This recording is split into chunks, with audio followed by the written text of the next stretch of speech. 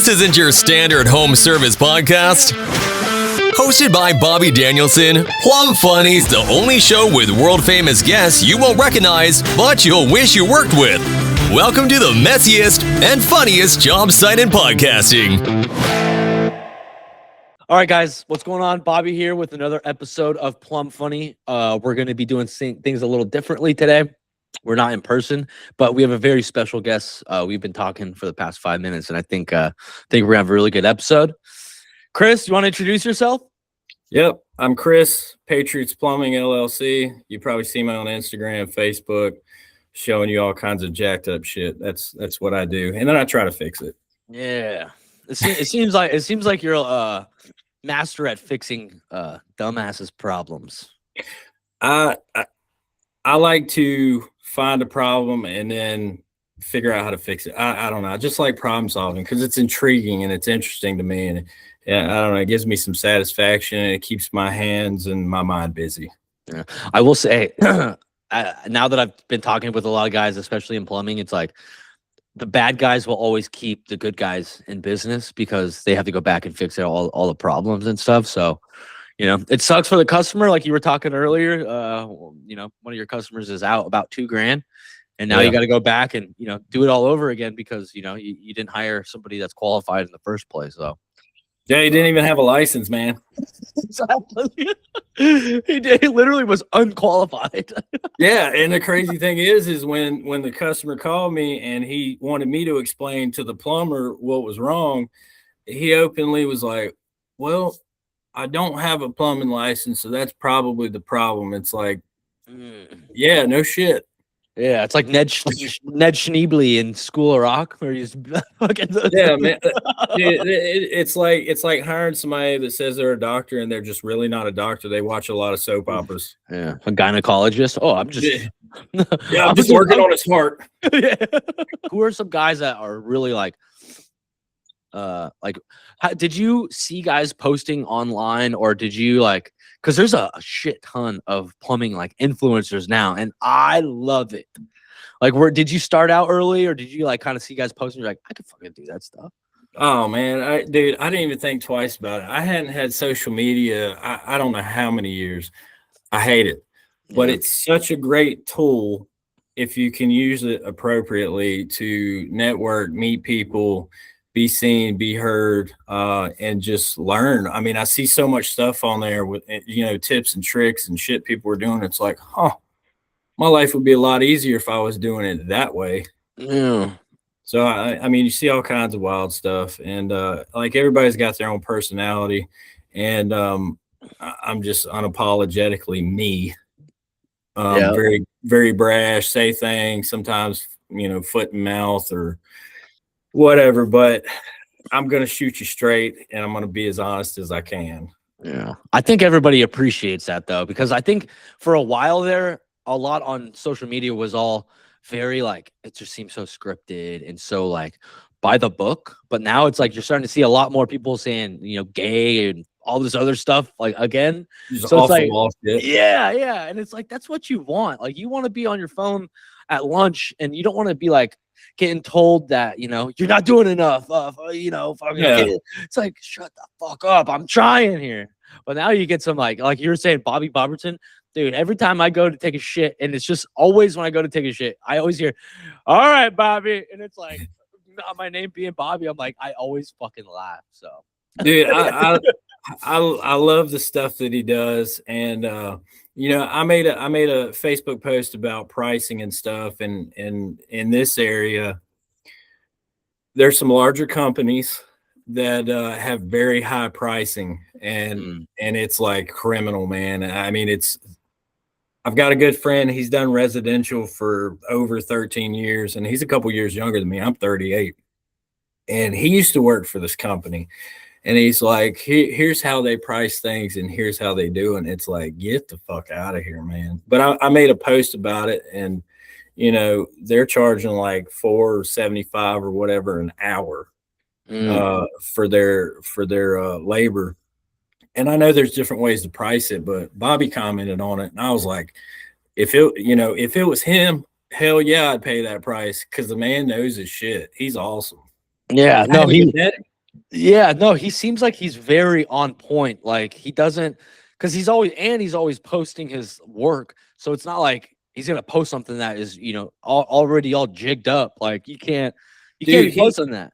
and he's just nonchalant about it. Like, I got this, man. But he's been doing it for a while. Whereas me, I'm commercial. You get me to go install some like oxygen lines in a hospital, nitrogen, medical vacuum, some steam, condensate, things like that. Big shit, no problem. That $1 million job, whatever, no problem. But now that I left the company I was working for, I'm doing residential because it's readily available, and doing commercial work, it's kind of cutthroat, man. I mean, like getting around here, there's a couple large companies that always get certain jobs everywhere. But the benefit that I have is I've made a lot of relationships, and I was the dude out there with the customers, with the maintenance guys doing the work.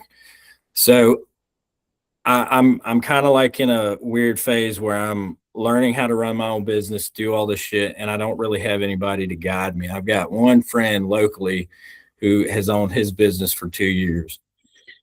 And so I actually have a trip planned on the 23rd to go to Oklahoma to another content creator that originally got me to do this, to do the Instagram, to do the posting. It's Plumco Solutions. And they're doing a lot of big commercial shit. Really big stuff. Interesting. Okay. So I want to see how he's running his business, because the way they're set up, they got it. They're just rolling with it, and the company I previously worked for, dude, it's like the guys, the field guys, they're telling them what the issues are, what the problems are, and it's just like there's no problem here because it's been going, running for so long. They think there's no problems. And the office building has, coffee barista, and they have snacks and food and a kitchen and a gym and a little digital golf course thing. Yeah. And the dudes in the field are busting their ass making all the money for the company, and they're the ones that's the least respected. Yeah. It's crazy. Yeah. And I feel like a lot of those bigger companies also attract, the guys that know that they're gonna slip through the cracks. They're gonna do that shitty work, and then man, fucking, the customer was just being an asshole. No, it's like you fuck things up, because they already have a reputation. They're paying for the billboards. They're paying for fucking sponsorships at their fucking local whatever. Yeah. Yeah, we see it a lot out here in Nashville as well. Some of my friends own a plumbing shop out here, and they've grown. I mean, I think they started 4 years ago. It was that like they did like their first year, they did $1 million. Now they're shooting for 5-10 million, and it's like, dude, first time I go to train them, there's like maybe 4 or 5 guys. They got 12 dudes there, and they're like, it's just because all these big shops they fuck things up, and now that you're paying for a billboard, you're going to be, the customer that had a bad experience is going to be with their friend in the car, like, those motherfuckers flooded my house, or something crazy like that. So, yeah, dude. And it's crazy because there's like superintendents and shit out there. This is how it works, right? So they get hired. They don't like to pay. They reach out to a competitive competitor. It's like, hey, this is what I'm making. What can you do? So they get $2 more. They go over there for a while. And then they're like, hey, will you guys hire me back? This is what I'm making now. So then they come back making $2 more or however much it is, and they're still fucking stuff up. Yeah. It's crazy. Dude. Would you say like majority of the guys that are in the trades, because there's a lot of guys that have a lot of what's the word I'm looking for? Not respect, but like pride. A lot of pride in their work. Like especially in the trades. You want to fucking plumb something up and make it look sharp. But then there's a lot of guys that, there's fucking glue everywhere. They're leaving. Can't see it from my house. Yeah, exactly. I don't live here. It's like, do you think there's a big problem where you're at with that kind of stuff? Dude, I mean, just from the residential shit that I've seen, absolutely, man. I mean, all kind of like S traps under sinks everywhere. Just shit hanging all over the place, like just stuff that makes no sense. but I feel like there is a decline in quality of work and pride in work. You know, it's like everything that's going on in the world. It's not a world problem. It's a people problem. It comes down to that person and how they are, you know. Mhm. But I'd say like it's a tangled web of shit. You know, you got a guy that feels underappreciated, underpaid, and he's doing his best work and all this shit. At some point, he's probably going to be like, you know, this shit ain't worth it. I'll do this. You know, it might start off small, like not deburring the pipe, not cleaning the pipe. You know, the prep work sloppy as shit, and it just gets worse. And you get a bad attitude, and it spreads to everybody else. I mean, that's how I personally feel about it, and how I've seen it. It's just you just got to be set in your ways, man. That's like when I left, it's because I felt my morals and the respect that I thought I had gained was being challenged. It was a weird situation. Here's one for you, right? So I posted this video and it blew up, and then it was like overnight I gained like 5,000 followers, and I was like, what the fuck is this? I was like, I'm just some asshole out here doing plumbing, doing the best that I possibly can. I'm just trying to teach and share stuff. So this is all I did, right? Surgical floor of a hospital. They got a room. It's got a steam leak. Somebody had deadheaded the pipe. It had a 90 turn right outside the wall. It had a plug in it, and it was actually blowing past the threads on the plug in the 90. It was the wrong 90. Right, it was the wrong pieces to begin with. But it's like way up in the ceiling, right? So the maintenance man's like, yeah, I think it's 2-inch pipe. So it's blasting steam out because they can't shut it down. And I get on a ladder, like 8-foot ladder, standing up on the top of the damn ladder like you're not supposed to. And I was able to get my phone up close enough, you know, for a video just to show where the steam was blowing out and shit. I wasn't even looking for the number 2 on the fitting. Somebody had pointed it out in the comments, but I got this sweet thing called a pipe caliper, and you can just slide it on the pipe. Tells you what size it is. That way you 100% know what it is. Because looking from 12 feet away, it could be different. And I've been on so many jobs where one of the superintendents or whoever's in charge ordered the wrong shit because they just visually looked at it and got the wrong size. It eliminates issues and mistakes. So I got shit about that. All right. They told me I shouldn't be doing plumbing because if I can't tell what size pipe it is from looking at it, I don't know what I'm doing. So then when I went to do the repair, I did a second video. And the way it was, I couldn't get leverage on the pipe wrench because the wall was bumped out like a foot. So my ladder's out here. I'm trying to lean over and reach the damn thing, and I can't reach it and pull down with my body weight. And they cut the hole the wrong direction from the fucking pipe. Couldn't get a cheater pipe on it, couldn't get leverage on it, couldn't pull it straight down because the wall was bumped out on the very top of an 8-foot ladder. So what do? I knew it was going to be an issue, so I brought a ratchet strap with me. I hooked the ratchet strap to the ends of the pipe wrenches and just bit the pipe, bit the fitting, and then ratcheted it in to break it loose, and then unscrewed it. Dude, I had people calling me a vagina. I squat to pee. I need to go to the gym. I'm retarded. Like it was all kinds of crazy shit, man. And it was all pipe fitters from like New York and shit. Yeah, there's a lot of guys from New York and Chicago. I don't know what the fuck is in the water up there, but they got some brass balls, especially behind a fucking computer screen or their cell phone. They like to talk a lot of shit. And here's the kicker. One of them was this fucking bodybuilder guy, and he must have just had it so hard for me because he was relentless. Just he would respond, and I'd be like, "Cool story, bro," or something. Dude, I found what company he works for. All open source stuff from the internet. Found what company he works for, where they're located, what union number it was, all this shit. Who his wife is. It's like, dude, you guys are fucking retarded. You might be strong as shit because you're a bodybuilder, but you're not very smart. Yeah. Well, especially nowadays, you fucking say the wrong thing to somebody on the internet, they'll fucking come find you. Yeah, dude. They will come find you. I don't know what influencer it was. It was like like Rampage Jackson or something. I always see him. I don't watch these streamers, but so one of them, they were like following. They were trying to find the people that were talking shit to them on the internet. And they'd fucking go to their house, and I was just like, damn, that'd be a fun job. Like, just having a bunch of money. And this is the problem, man. Like, this is a recurring theme with anything, right?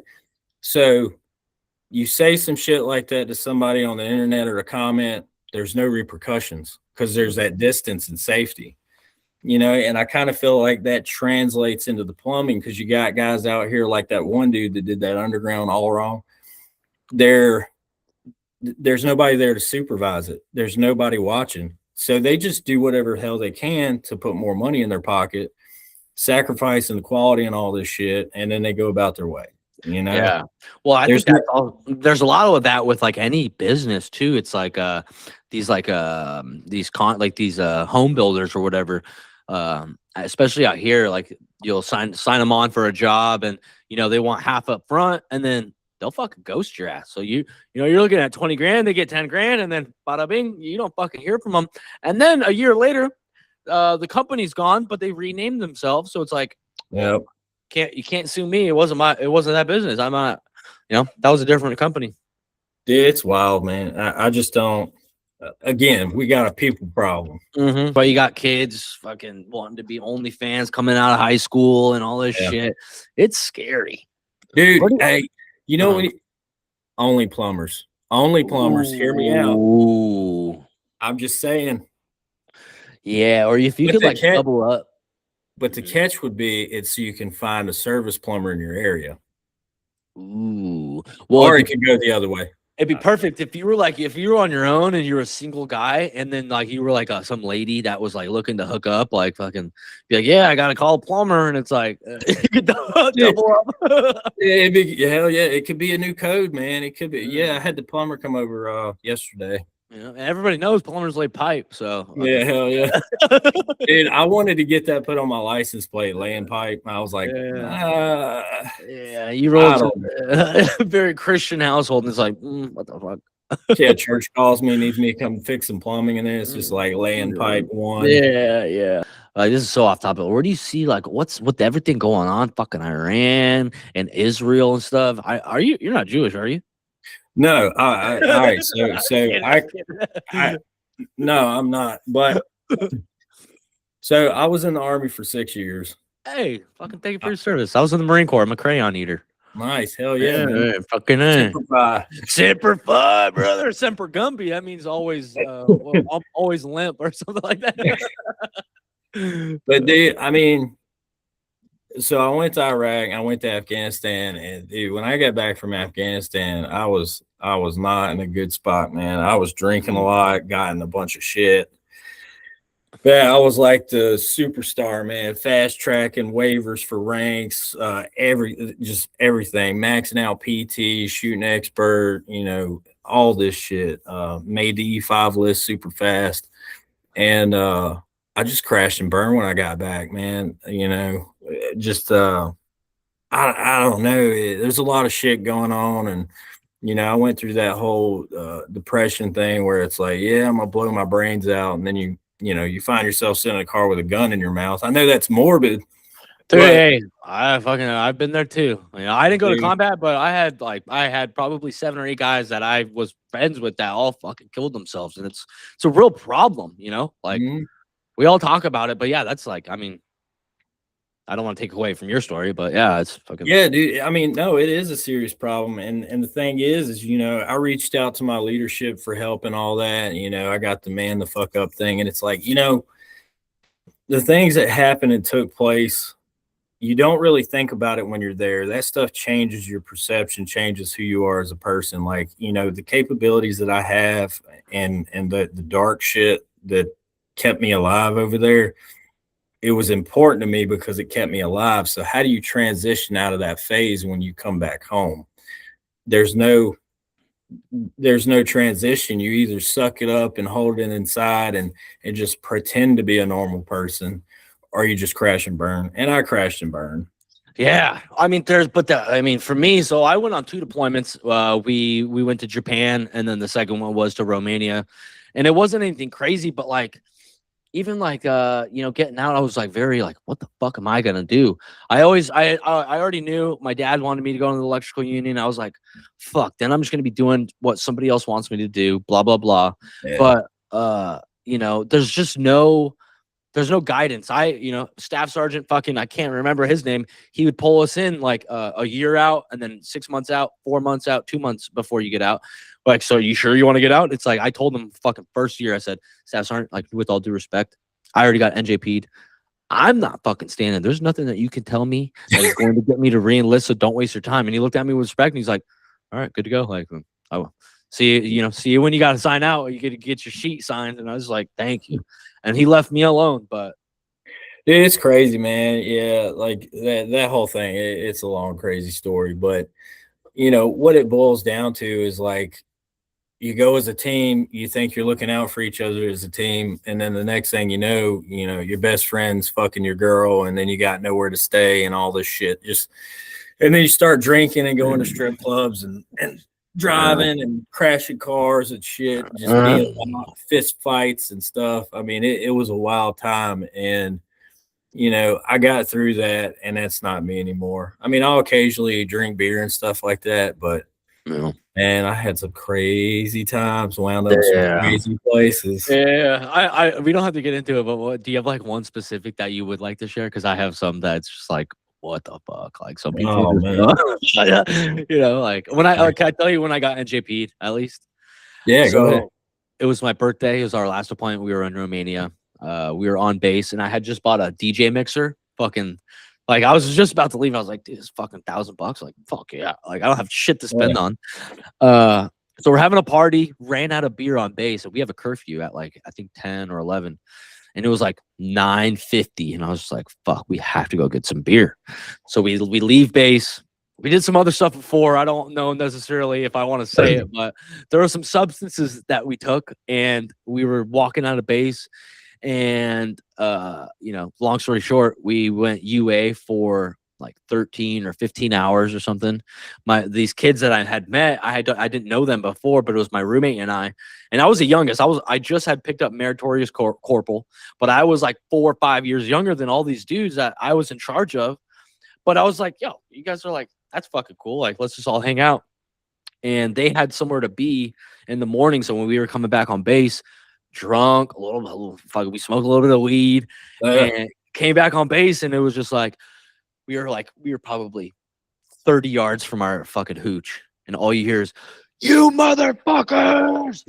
And we all turned, and it was fucking some gunnery sergeant, and it was like, oh no.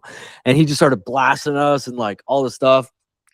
Ended up getting NJP, got knocked down for literally like 4 months after. He just got picked up. And in the Marine Corps, like picking up rank is fucking hard, especially being a machine gunner. Yeah. Machine gunner is like the hardest to pick up rank in. And a lot of people put their necks out for me to pick that up. And it was just like, I let so many of my like higher ups down on that, but they all knew like I was a loose cannon. I didn't really buy into the whole like, I didn't change. I always kept my own personality, but I was always, if you fucking need something to get done, I'll do it. Like I was a team fucking player. Yeah. And but yeah, that was my story. Fucking strip clubs and yeah. Oh dude. Oh man, there's a couple. So we were out. We were going to the strip club in some Leesville, Louisiana, and they call it Sleesville. Yeah. And I don't know, we just got back from the deployment, everybody's still amped up and stuff. And I just remember this dude, like I used to smoke at that time. So I smoked a cigarette walking. And I just remember this dude being like, I'll fucking kill you. And I was like, turn around. He wasn't even talking to me. And I was just like, I got to take care of this. So I flicked my cigarette, ran over there, put the dude in a chokehold. And we both go to the ground, choked him out. His friend starts kicking me in the face. So I get up and I start walking to my car. And this dude's like coming at me. So, of course, I grabbed my pistol and I was like, you better back the fuck up. Shit. So he's like, well, you going to fucking shoot me? It was some infantry guy. I was a cavalry scout. So we had a rivalry. Anyway. Oh, bro. So he's like, well, you going to fucking shoot me, you pussy? Da, da, da, da. And I'm like, yeah. And then I got in the car and I was going to back up. I had a Mustang at that time, and I went to back up, and the stuff I did was so fucking stupid. Hell I yeah. back up, and I have my windows down. This dude just socks me right in the side of my face. I grab his arm.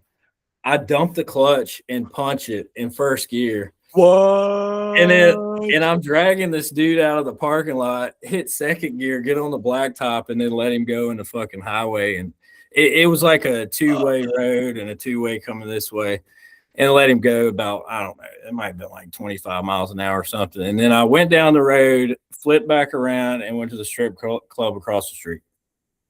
Oh my god! Dude, you didn't get any like he didn't call MPs and shit like that. You're going No. too far. No, nothing happened. And then there was another night, dude. I mean, I was in a bad spot when I got back, and the shit I did it's embarrassing and it was stupid. But there were the soldiers were out at the barracks. I was living in the barracks, and everybody was partying and hanging out and shit. And there's some dude, some other E5 that come walking up from somewhere. And he was messing with my dudes, and I was like, who the fuck is this guy?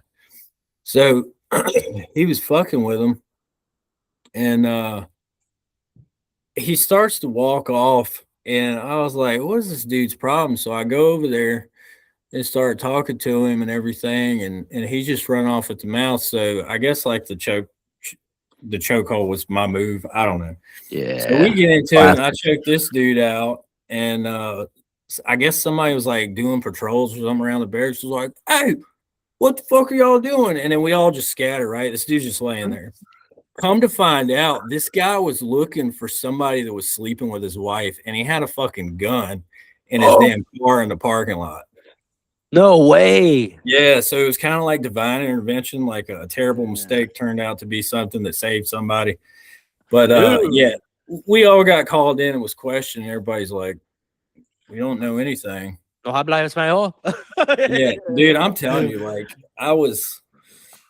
oh man, I look back at that stuff and I'm like, you're a fucking idiot. Yeah, there's definitely a lot of things. I when I was in the Marine Corps, I wasn't very religious, or like I would say probably I was more spiritual, but something or someone. Now I'm religious. I would say I had a fucking guardian angel, if not a fucking fire team or some shit of them bitches watching over me, because several things I should have been in jail for, prison, the brig, whatever you want to fucking call it. Dude, man, I will tell you, the Afghanistan deployment, we had one guy that got shot through and through. It was just like miraculous shit that would happen. Like my vehicle, I was a lead scouts gunner, so 50 cal gunner, and I'd always be out on point every patrol. So you can imagine that level of stress being the one person that's supposed to be the eyes for the whole platoon. Mm-hmm. If I make a mistake, somebody could get blown up or die. And there was like a time where we were supposed to roll out, and we were like, we're going to push it back 10 minutes. And this other platoon come rolling down the same route. First truck got blown up, fucked the gunner up, all the shit. Another time we were sitting out, we set up a screen line down this dirt road in this like valley. And in the valleys, it gets very, very green. And my truck was out on point, and it's like mountains, Russian minefield, some more mountains. And then to my left is like this short mud wall and this orchard and a row of trees. And it looked like it was like a shallow creek, that the trees were in. Didn't think nothing of it. So it's just me and the driver. And I'm doing the survivability moves, moving the truck every few minutes so it's not a sitting target. Yeah. These kids come out. It's 3 kids. It's like 2 girls and a boy. And they just start yelling. And I'm like, what the fuck are these kids yelling about? So I traverse the turret over there, look at them, and they stop. Right? So I'm like, okay. So I'm scanning, move the truck again, looking around, kids start yelling again, dude. I'm like, all right, something's up here, man. These kids, they're acting like a decoy or a distraction. Because house, open area, mountains, orchard, trees, vegetation, there's concealment over here. So the third time they did it, they started screaming bloody murder, right? I'm like, no, I'm looking this way. So I had the LRAS on the turret so I could see thermals and shit like that. So I'm scanning this tree line, and I see this dude pop up with a camera. And I called over the radio. I'm like, White, this is White 2 Golf. I've got eyes on a guy with a camera. He's in the tree line over here. And they were like, just keep eyes on him. So I'm like, what the hell? So I turn back to these kids. I'm like, shut the fuck up. And they're still standing there. So then I go back to look again. I scan a little further. Dude, I see this fire burning, right? Like, I'm like, what the fuck is on fire? And then it clicked. I remember seeing videos where they would start these fires with these improvised fuses and ignite these rockets. Dude, I was like, back the fucking truck up, back the truck up. And he goes to hit the gas. And as soon as he hits the gas, you just hear the first detonation of the rocket. It zips across this field. Dude, it was like slow motion, man. It zips across this field. And I'm like doing like this. And it hits the mud wall right beside the truck. Detonates, blows me down in the fucking truck. I fall down all fucked up. I'm like, oh shit. Then we started taking contact. It's fucking AK fire coming from everywhere. And I climbed back up there and I just laying that shit down. Yeah, you can't fucking see nobody. There's trees there. So I just started hitting the tree line right there. And it's funny as hell, man. Like the critical thinking and the quick thinking is what I've always been good at. So I maneuvered the truck back. You know, I'm communicating with him. Hey, move the truck back, ass right, ass left. And we're getting back. And by that time, I ran out of ammo. So I had my rifle out and I was doing 3-round bursts, just trying to get back and lay down suppressive fire. So I get back, get an ammo can, throw some new rounds in there, slide the rounds in, slap the tray down, and I go to charge it. The fucking charging handle fell off the 50 cal. No. I'm like, oh shit. Well, I had a D-ring on my vest and some 550 cord strands. So I took some 550 cord, ran it through the D-ring and the charging handle arm, and then got it. Good to go. Damn. Good to go. Dude, we would do drills and shit like that. Punch rods. You do a punch rod and you only got about, maybe you could charge it maybe one time before that motherfucker's bent. You better use 2 or 3. Damn. That is fucking yeah. Once you hear that 50 start ripping too, I'm sure those boys had their fucking asshole puckered. Dude, I mean, it was crazy. Like I fell down a fucking like we were doing a night ops where I got fucking separated from my platoon in Afghanistan out in a fucking village. So we did a screen line. So we went like a V formation. I was the point man over here. And I was going behind these houses and shit. Lost comms, kept walking, didn't see anybody. Oh, no. So I'm out there by myself and I'm like, well, what the fuck what do I do? Like, we hadn't trained for this. We trained for everything else but that. So I'm like, fuck it, dude. I'm going to go right in the middle of this village. So I come walking out in the middle of the village and then I turn back walking toward my platoon. Dude, I almost got lit the fuck up. By friendlies? Yeah. So I'm walking back. I'm walking back and you know, they see me and they're just like, the fuck? And I get closer and my section sergeant's like, what the fuck are you doing? And I'm like, I got fucking lost and I lost comms. And he's like, just a fucking asshole, dude. Sergeant Cloud. He was like this bald guy with like his feet turned in and he'd been like on several combat tours and got a bunch of ribbons and shit, but he got in some trouble at some point years ago. Just an asshole, man, like unnecessary. So we regroup. We got 2 trucks in the rear. It's us. And we're going to set up a screen line on these 2 mountainsides. So it's all like this shell rock. So I go up this side with my guy and they got the other dudes over here. Dude, I slid like 40 feet down this motherfucker and my assault pack got snagged on something. So I'm like fucking fixing my nods and shit. Dude, it was like a 50-foot drop that I shit you not, man. It was a miracle. Like my bag got hung up and then I like readjust shit and I'm like, what the fuck? So I had to like slowly climb up away from that shit. And it's where they like were digging out the side of the mountain for whatever the fuck reason. Yeah. But dude, it was just crazy shit. Like, you know, that should have been my truck. We were escorting Marines from Kabul down south. And the fucking Marines, my truck stopped for fuel and we were on point as always. And they're like, yeah, we're just gonna Charlie Mike. And we're like, dude, we're about to be done fueling up. Just give us a few minutes. Nah, we're gonna continue mission. Like, all right. So I'm watching them, dude. First truck fucking blown up. So we fucking finish fueling up, haul ass down there, pull security. We call in some birds. They're flying Apaches. Dude, I could hit that fucking Apache with a rock. So they fly them in and they're circling around and shit. And they had to do medevacs right there, man. Damn. Yeah, dude. I got very lucky. So yeah, talk about fucking like divine intervention, like you were saying, or yeah, there's Dude, and then it's like, why? It's like, why me? Yeah. Yeah. Do you ever like what is your explanation that you like try to offer yourself? Like, why? Because like there's so many people that, you know, don't come back from things like that.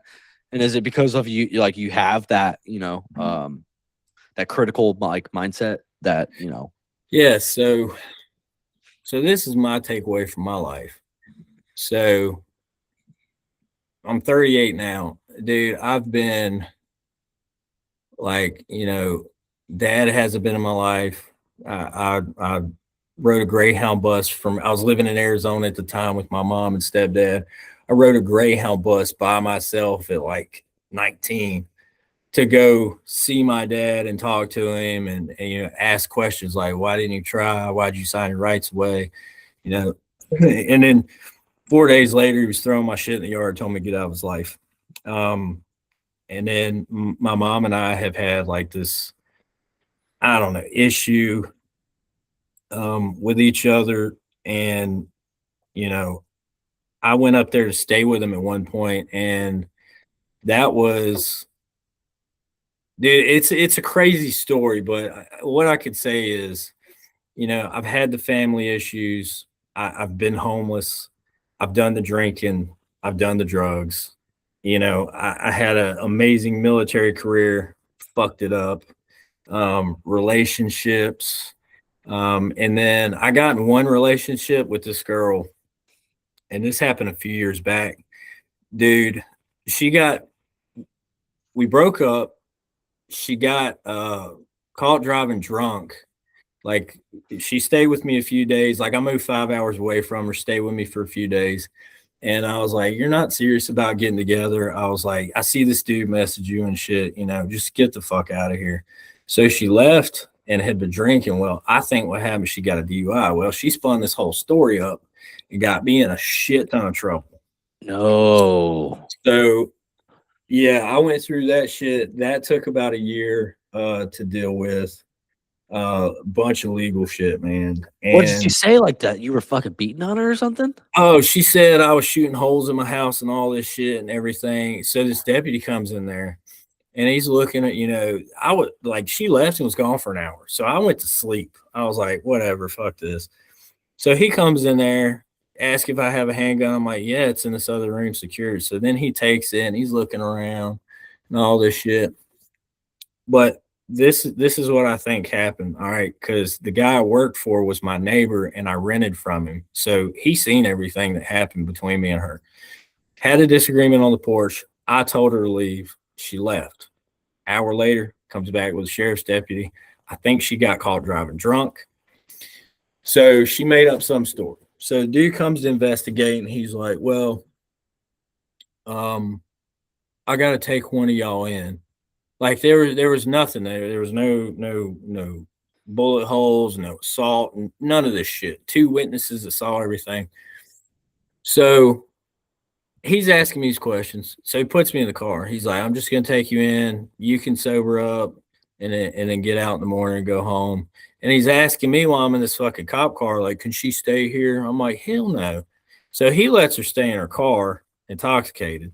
My neighbor's like, you need a breathalyzer. So he breathalyzed her. She's 3 times the legal limit. Okay. Ooh, got him. Leaves her there, takes me to jail. Dude, I get all these. I wake up, I'm getting all these felony charges, like crazy shit, like What? TV show level shit, right? So, like crazy shit. And come to find out, it was a series of unfortunate events. Okay. She got busted driving drunk. Okay. The deputy had a history of letting women go or fraternizing with women that he pulled over. So he had a history from other departments. The assistant Commonwealth attorney was trying to win a large city Commonwealth attorney job or whatever election. So he was trying to make it some big case, like all this crazy shit happened. We're getting, these people, it's super small town too. So that was the shit that happened with that. And then I was like, I got arrested and everything and was out on bond for a year. And, I didn't have a lot of money. So I did public defenders. Biggest fucking mistake you could ever make. Really? Absolutely, dude. Because those guys, like, I don't think it matters if they win or lose, honestly. Yeah. I've never been in a situation like that, but yeah. Dude, it was crazy, man. Like, I always thought, and these are things that life has taught me. I was naive. I was like, the justice system is just. I was like, I'm gonna take this shit to trial. Take it to trial. I didn't do anything. So her story changed 3 times. It was, oh, he put a gun to my head and started shooting holes in his house. And then it was, oh, he was shooting in my car as I was driving away. And the public defenders called her out on that shit every time they were trying to revoke my bond and shit like that. And we finally took it to trial, and they found me not guilty of all the felony shit. But they were persuaded to charge me with something as basically a justification for the whole process and all this bullshit. So I wound up spending 6 months in jail for a crime I didn't commit. And it was some stupid shit. Yeah, dude. Like right now, like I've got an attorney. Now that I'm making good money and shit, it's bothered me for a long time. What they don't tell you is when you get charged with this shit, you have a certain window of opportunity. I forget what it's called, but you basically tell them like, no, this isn't right. I want to do a retrial or whatever. And if it goes past that window, you can't do shit. Well, it's hard to do that shit when you're in jail, right? Fuck yeah. So I went through all this shit. So right now I got this lawyer I paid. He got part of it cleared up. And now we're going back to that same town or the county or town where this shit took place at. And what's funny is the assistant Commonwealth attorney, his boss is now the judge there. So I know he's going to fucking remember me. So I'm going to try to make this an opportunity to address some shit, because I will tell you this for a fact and without a doubt. The guy that was my neighbor is very well connected in the law enforcement community. And there were some things that came to light, and all these deputies are no longer officers, and they haven't been for several years. So the one that fraternized, he immediately went to a different town and police department after that court case. Whoa, Crazy. magic. Okay. Well, he got fired from that department. He's no longer, I don't think he can be a cop again. All right. One of the other deputies, he got caught falsifying records and shit like that. Yeah. So these reports were all falsified and shit. Ooh, charges drop. Boom. Dude, so this is what's crazy about, the world and just being me, dude. It's always been a fucking challenge. It's always been a fight. It's always been a struggle. So it has given me a lot of life lessons, especially that situation. Don't fuck with crazy. It's crazy, man, because like she was a Redskins cheerleader, ballerina, all this crazy stuff. And she was a flight attendant at that point in time.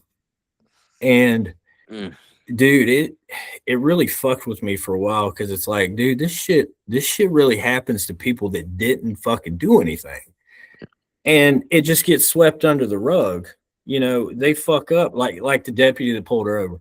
He had to get on the stand and testify and say that he gave her breathalyzer and what the alcohol content was.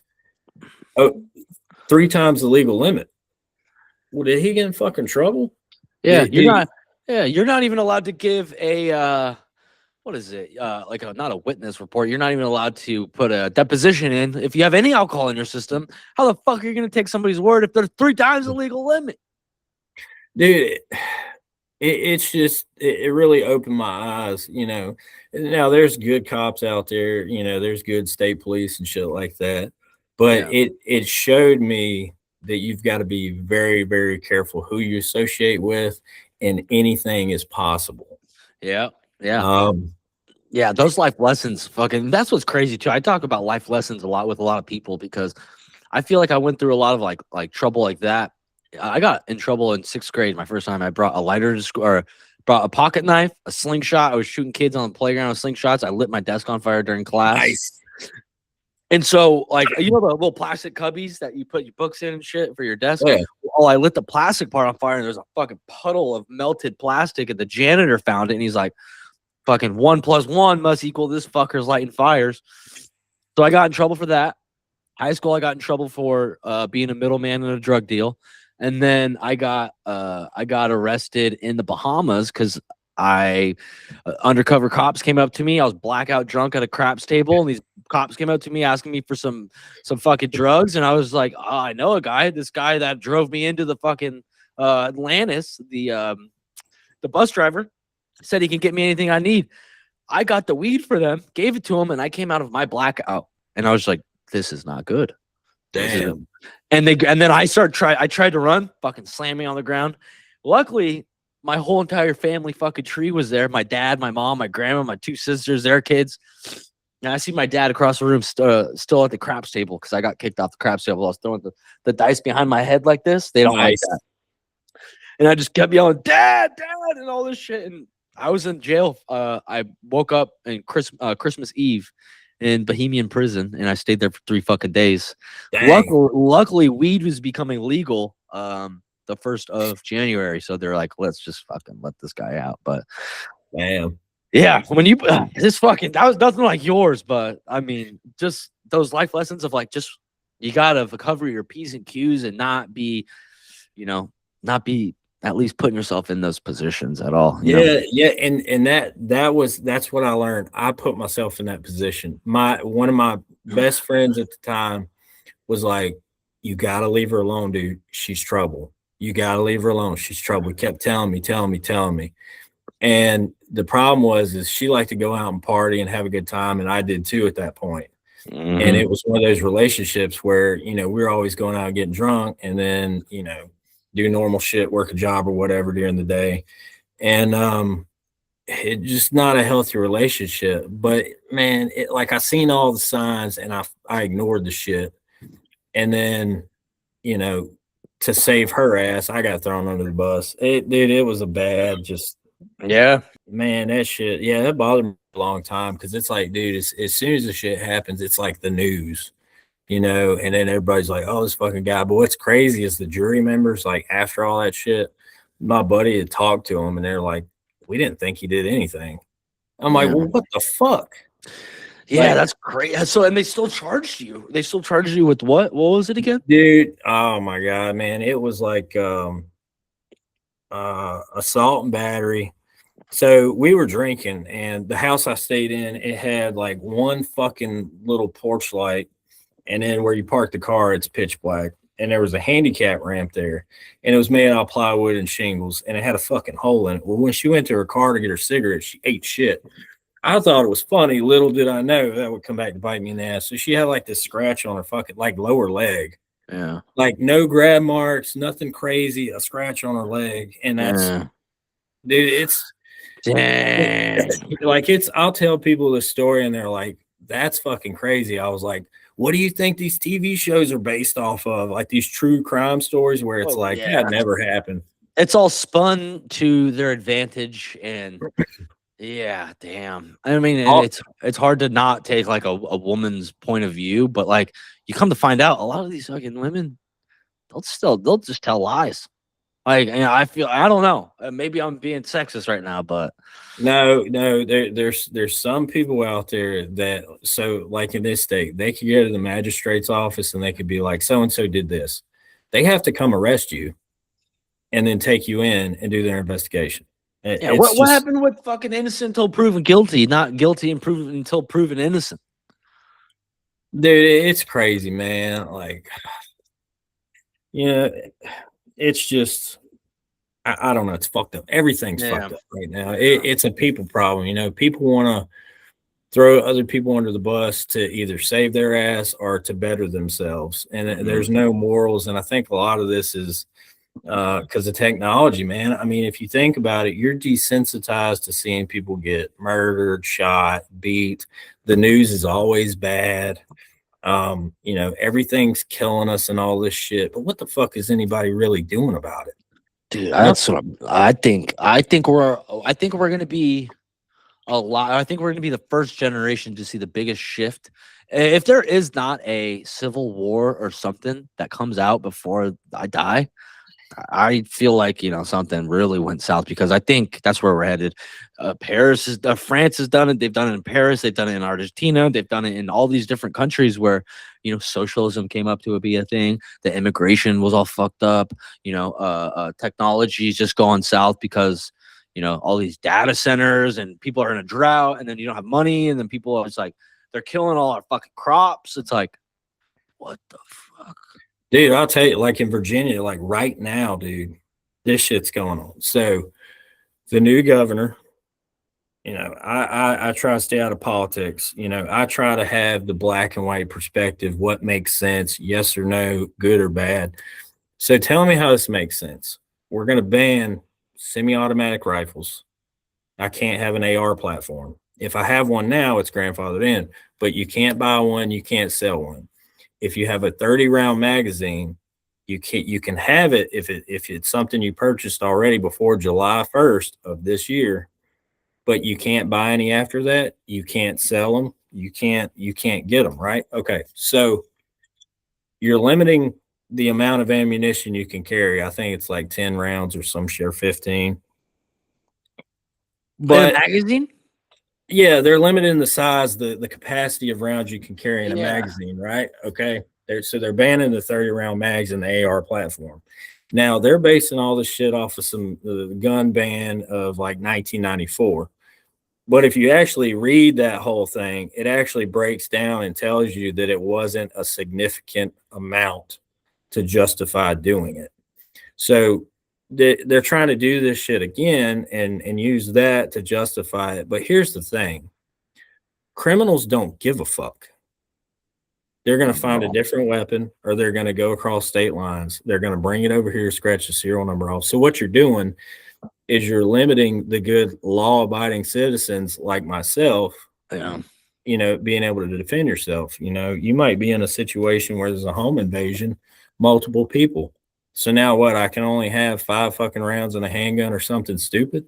Yeah, you better be a fucking good shot. Yeah, hold on, reloading. Yeah, it makes no sense, right? So, it's like taxes, dude. I've got to pay taxes on my tools for my business.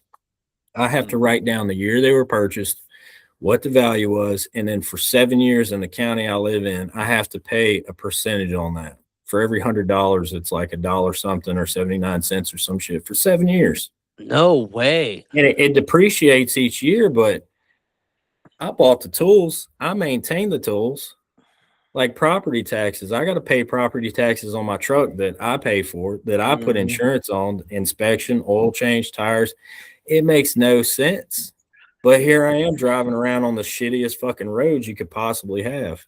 Yeah, exactly. With the fucking, majority of the people that, I don't know, everyone's on welfare and everyone's on fucking food stamps and shit, not working, not contributing, and then you got to fucking pay more taxes.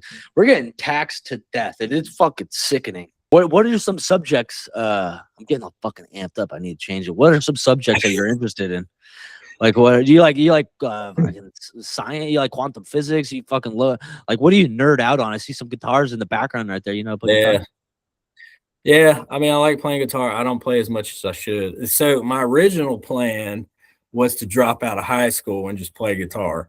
Yeah. That Who was was it. who was the influence of you? Like, I mean, you got the Eddie Van Halen guitar. yeah, I was about to say that, right? Oh, the red one. Yep, the red one.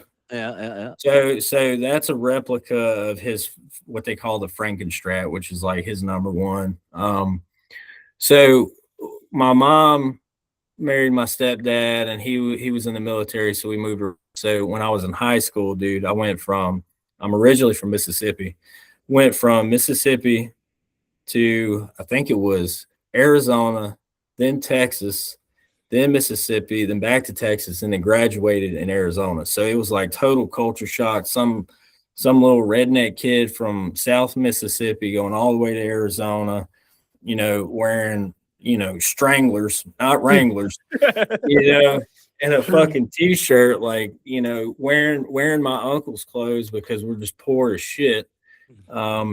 To Arizona, and it's a totally different culture. And then Texas, Texas is like the in-between of the South and the West. It's hard to explain. I fucking love Texas. But when I was out there, I got really into Stevie Ray Vaughan, blues music, stuff like that. And well, you had it in your blood too. That's fucking Mississippi at its heart right there. That's that fucking does Mississippi have a lot of bluegrass? Does that have Virginia? Is that like up there? Yeah, I would say bluegrass. There's a lot of it here in Virginia. And then Mississippi is more like blues and stuff like that, country. But dude, what's crazy? Here's what I find super intriguing, right? So I trace my dad, so my father, last name's Hamilton. And I traced my dad's side of the family all the way back to Scotland in like the early 1700s. And just seeing, dude, I had a free week trial on I was at Ancestry.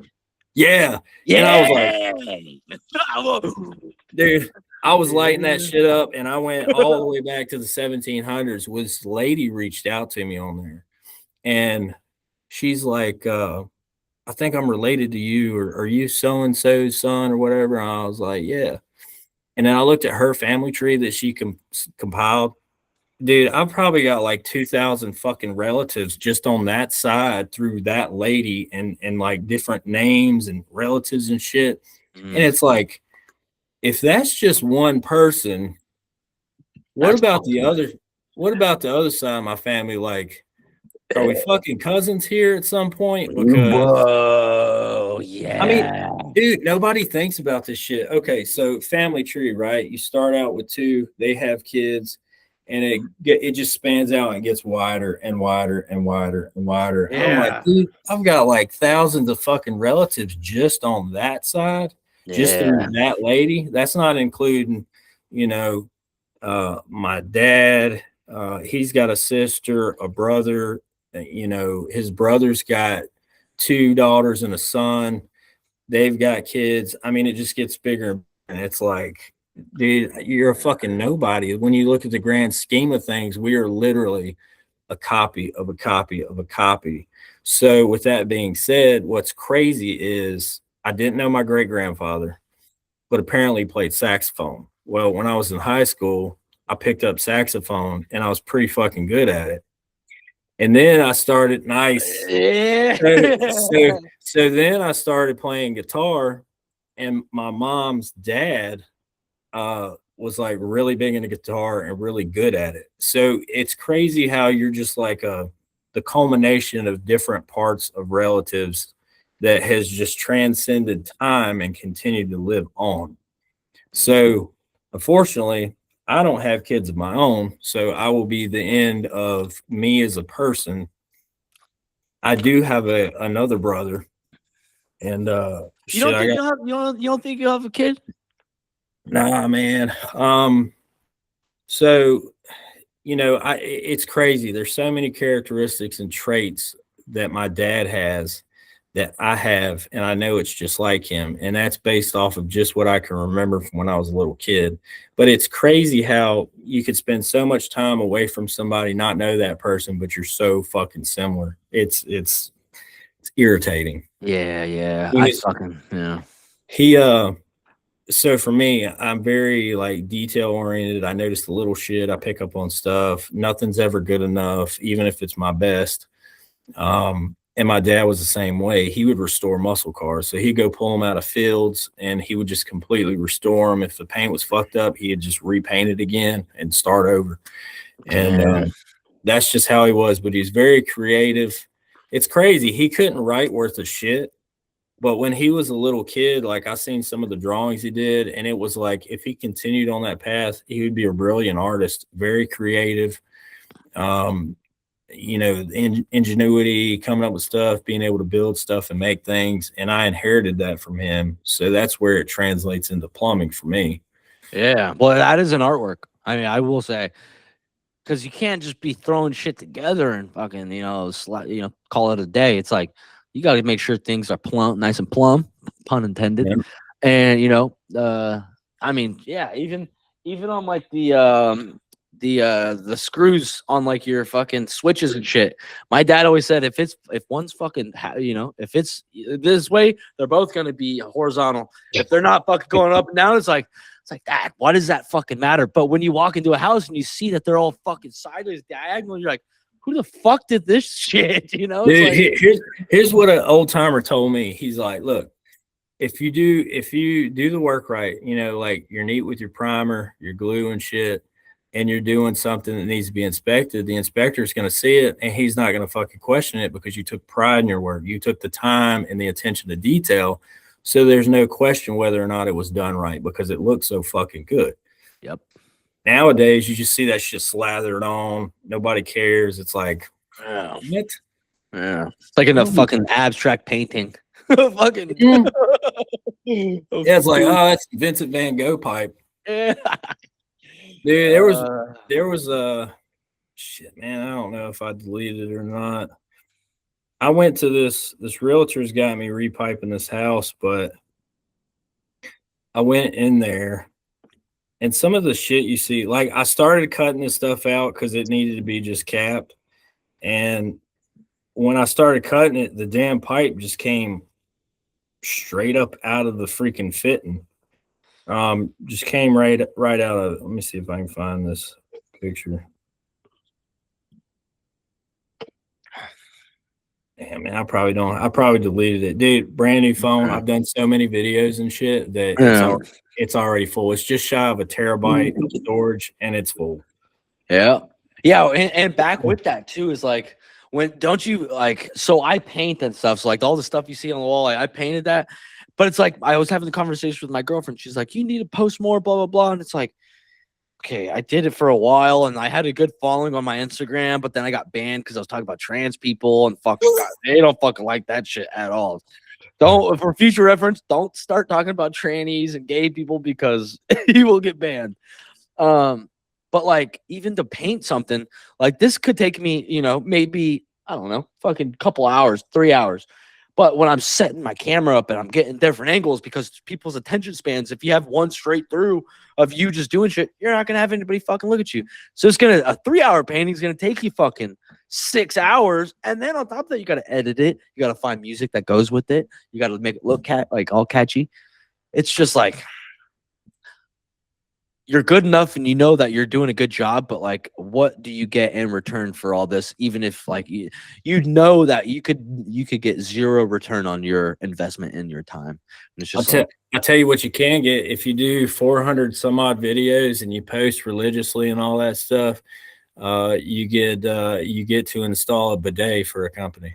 See, I had a company reach out. They were like, hey, could you try one of our products as a fucking bidet? And I was like, okay.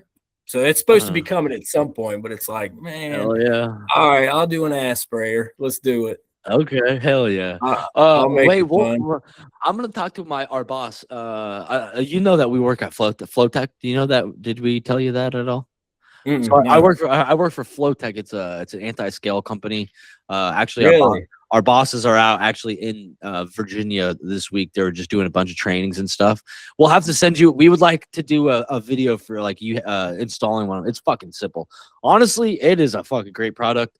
I'm not in the plumbing world, but I've seen how much motherfuckers are making off this, and it is absolutely mind blowing.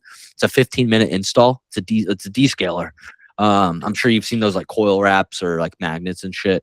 We're the only company that will actually go back and descale stuff, which is really fucking cool.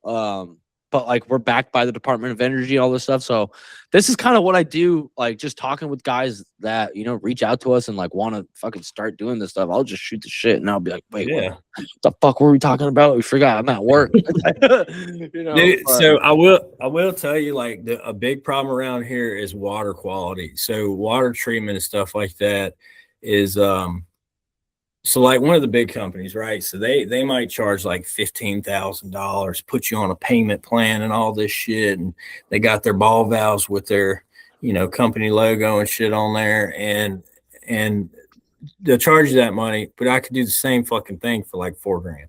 I was just about to say 15 grand. You buy a fucking Civic right there. You fucking, you're dude, and people just don't want to do it. So people would rather, you know, replace a section of pipe that's leaking than they would just replace that whole stick. And it's because like the pricing is just, it's fucking crazy out there. It's all over the place.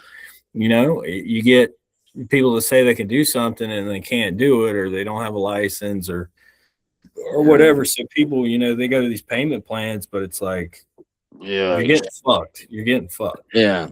Do you do a lot of water quality? Like where you're at? Like where you're at? Do you do like a lot of like filters and shit? Man, dude, I've got a few videos on there. I've had people's calls like, oh, I don't have any water pressure. I don't know what's going on. And I'll go and it'll like a fucking bag of sand and their filter hadn't been changed in a year. Yeah. See, that's the thing too. Yeah, dude. We'll have to talk when I'm back at work. You can get you hooked up. Right. We do full water quality. Like that's all we do. What's scary too to talk about is like, you really don't know. How many people did you know as a kid that you grew up were like getting cancer and shit? Like maybe a handful, but now I bet you know, fucking 10 people, 20 people that have got cancer, died at 35, you know, or 45 years old, or fucking brain cancer and shit. It's one of three things, or if not all three. It's what you're eating, it's what you're drinking, it's what you're breathing. We're getting constantly fucked with our food. Everyone's eating McDonald's, you know, they're going for the quick meal. Then you're drinking shit water. You're drinking a bunch of chlorine in it, and it's fucking up your plumbing. That's why you got fucking leaks everywhere. Or it's what you're breathing, you know, where everyone's hitting vapes, fucking, or the fucking goddamn chemtrails. I don't know if you're a believer in that, but it's clear as day that they're spraying something. So we've come full circle back to something we were saying. We are a society of convenience. Yeah. We want the immediate gratification, and, you know, I guess the term would be forego the consequences because they're not happening right now. You know, you want the satisfaction now and worry about the consequences later. Yeah. And we just want it now. You know, my curiosity is about putting this in houses. What is that? Oh, yes. My curiosity about that is what is the health PFAS all day. But then you can't, you have to do it because guess what? Copper's fucking through the roof. So that's the whole thing. Like, and copper's antimicrobial. Yeah. The copper, like, fuck, they used to make copper bells for frequencies to heal fucking Nikola Tesla, one of the smartest guys in the fucking existence that we know of, created electricity, actually a better form of electricity. He said, think about everything in frequency and vibrations. We fucking think about, goddamn, why isn't my fucking cellular device not working when I'm driving through a tunnel? It's like, dude, we're worried about the wrong shit. Why is my sperm count low? Yeah, because your phone's radiating your nutsack. Yeah, and you're beating your dick every fucking other hour. Yeah, right there. Yeah, back to OnlyFans. Yeah, exactly. That too. I mean, seriously, like, Yeah, Dude, I it's mean, like- you don't think if we had a button to just ejaculate or have like an orgasm, you don't think you'd be hitting that fucking button? Yeah, I'd be like, all right, I feel better. Yeah, exactly. I'd be like, well, my button's fucked up. Yeah, why is my button not working? It's because your Wi-Fi's down. Yeah. Oh, God damn it. I need to get my Wi-Fi fixed. Imagine that customer service line. Oh, dude, we need to hire 1,000 more employees. Oh, good times. I do have something funny to share from my deployment in Afghanistan. It's Yeah, we'll do that. All right, so we're at this Afghan police outpost or whatever, and everybody gets out of the truck to go in there. One of the dudes in the outpost, his brother is Taliban or some shit, so they're doing whatever. It's just me and the driver, man. Dude, fucking MRE just punched me right in the stomach. I was like, bro, I got a shit bad. Oh, So I'm like, I need you to just keep your eyes peeled. Let me know if you see anything. Dude, I get in the back of the MRAP, right? So you got seats on both sides. Dude, I take my gunner's harness off and everything. I grab a Rip It energy drink box, dump the drinks out. I sit this box in the floor, grab the seats, dude, and just shit right in the armored truck in the back. All right. He's up in the front like gagging his mind out. I get done. And I'm like, I'm sorry, bro. I couldn't get out of the truck out in the open. I wound up getting shot or something. So I hit the hatch open. I fucking toss this shit out like that. And it like floats in the air, shit up. A semi truck drives over it. It sticks to the tire, does like 3 rotations, and then flies off. No. So fucking gross. No way. Was it like a fucking liquidy MRE shit, or was it just Dude, it was like a DQ soft serve fucking. Oh God. There's another time I had to run out of the truck and I jumped in this fucking ditch, and then the other truck maneuvered up, was pulling security. I'm in this ditch just like chunking a deuce. And I realized I didn't have toilet paper. That's where you gotta take a sock off or rip your shirt Dude. sleeve off. Yeah, I had shirts that were ripped in the front and socks that were cut. Yeah. Fucking do what you gotta do, man. Damn. Chris, thank you for your service. This has been such a fun podcast. Literally, we're gonna have to do it again, and hopefully we could do it in person. Hell yeah, Chris. Well, I appreciate you. Any last things you want to give a shout out to your company or anything like that? Just as Patriots Plumbing, as always, stay sharp. Heck yeah. Yeah, all right, man. Chris. All right, thank you for your brother. time, and yeah, we'll get with it soon. All right. All right, brother. Thank you. All right. Yes, thank you.